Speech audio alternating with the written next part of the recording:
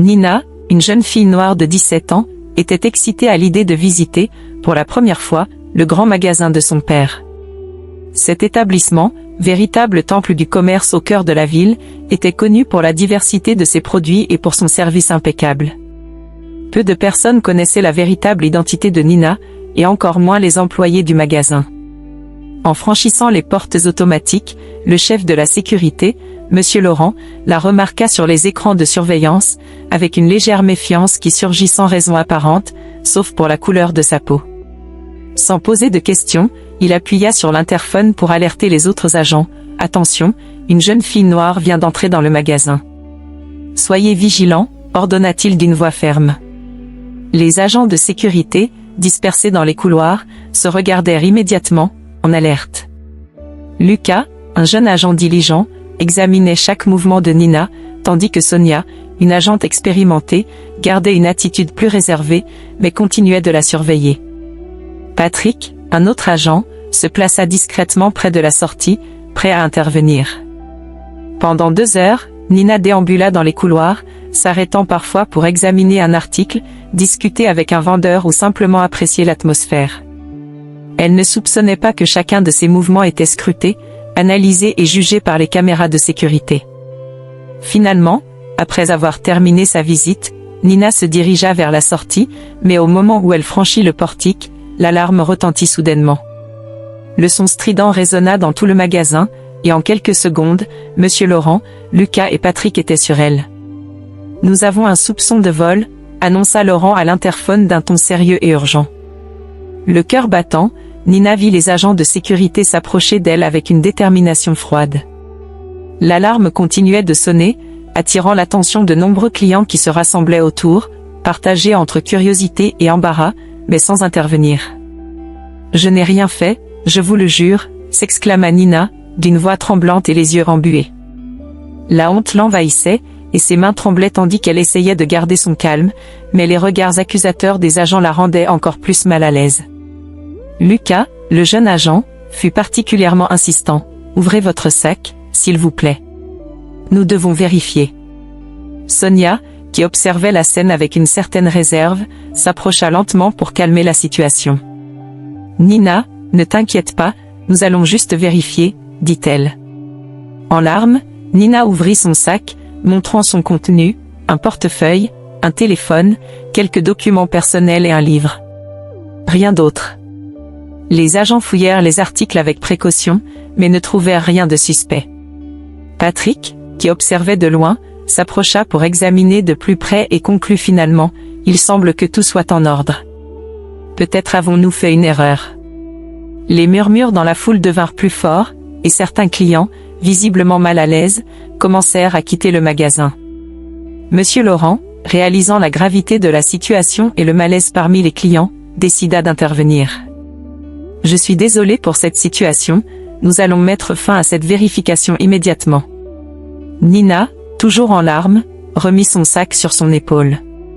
Sonia, tentant d'apaiser la situation, posa sa main sur son épaule et dit « Je suis désolée pour cela. Nous aurions dû gérer ça avec plus de délicatesse. » Sur le chemin du retour, Nina était complètement bouleversée. Des larmes coulaient sur son visage tandis qu'elle marchait, et les portes de la grande villa de son père se refermèrent avec un bruit sourd, mais rien ne pouvait soulager la douleur et la honte qu'elle ressentait. Son père, Monsieur Dubois, un homme d'une grande bonté et respecté dans la communauté, lisait dans son bureau lorsqu'il entendit la porte. Inquiet, il marcha jusqu'à l'entrée et trouva sa fille avec les yeux rouges et le visage marqué par les larmes. « Nina, que s'est-il passé ?» demanda-t-il d'une voix préoccupée en la prenant dans ses bras pour la réconforter. Entre 2 sanglots, Nina expliqua avec difficulté. « Papa, je suis allée au magasin et les agents de sécurité m'ont accusé de vol.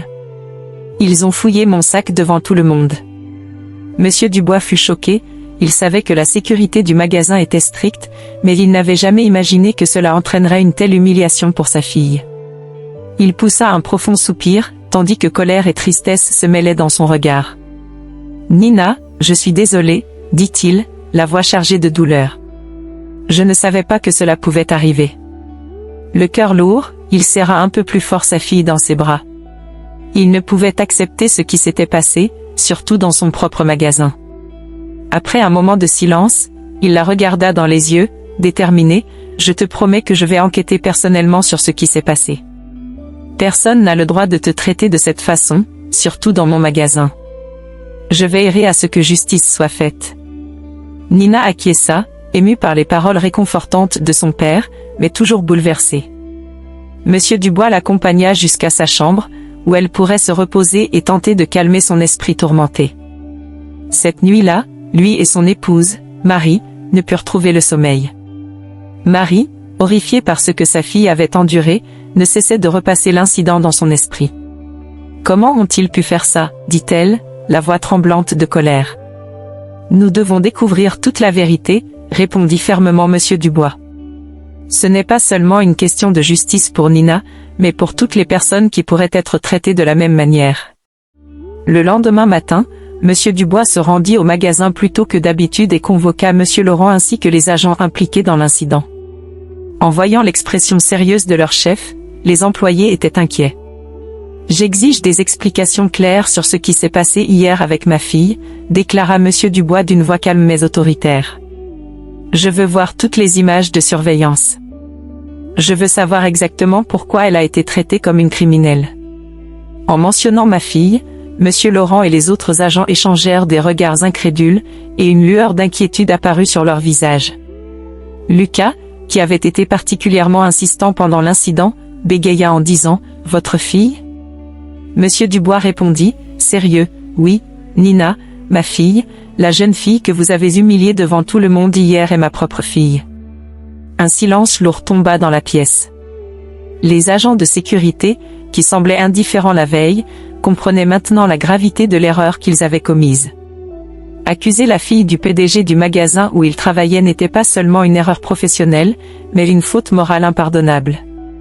Les bras croisés et le regard sévère, Monsieur Dubois poursuivit, « Je veux comprendre pourquoi vous avez décidé de la traiter de cette façon. Qu'est-ce qui vous a fait penser qu'elle était une voleuse? Était-ce simplement à cause de la couleur de sa peau ?» Monsieur Laurent tenta de se justifier, mais les mots lui manquaient, il n'avait aucune excuse valable, seulement un regret évident. « Je ne savais pas que c'était votre fille. » tenta-t-il. « Cela ne change rien, » répondit Monsieur Dubois d'une voix glaciale. « Il ne s'agit pas seulement de savoir qui elle est, mais de comment vous traitez chaque client qui entre dans ce magasin.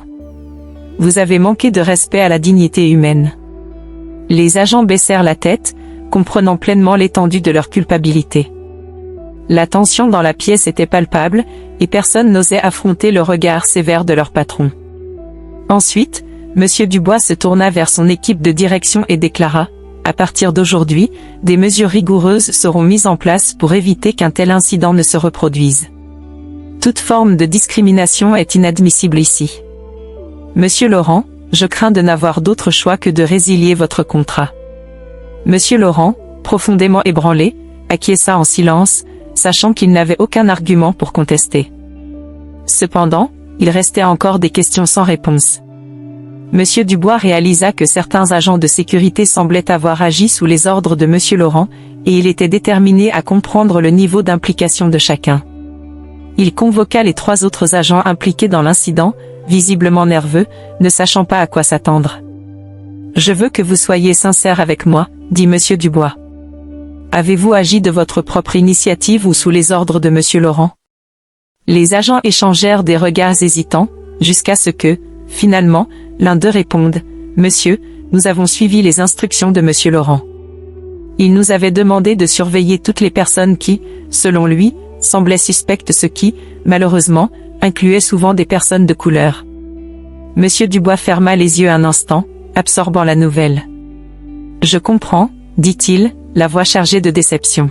« Cela ne vous exonère pas de votre responsabilité, mais je comprends que vous avez été influencé par une direction inadéquate. » Après un moment de réflexion, il poursuivit, « Je ne vous licencierai pas pour l'instant, mais vous serez en période de probation et devrez suivre de près une formation sur la diversité.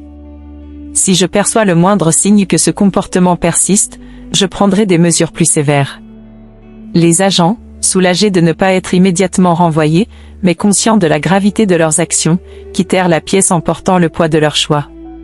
Plus tard dans la journée, Marie, l'épouse de Monsieur Dubois, le rejoignit dans son bureau. As-tu pris les décisions nécessaires ? Demanda-t-elle, cherchant une confirmation dans son regard. J'espère que oui, répondit-il en soupirant. Mais ce n'est que le début. Nous avons beaucoup de travail pour changer la culture de cette entreprise. Je ne permettrai pas qu'un tel incident se reproduise, que ce soit avec Nina ou toute autre personne.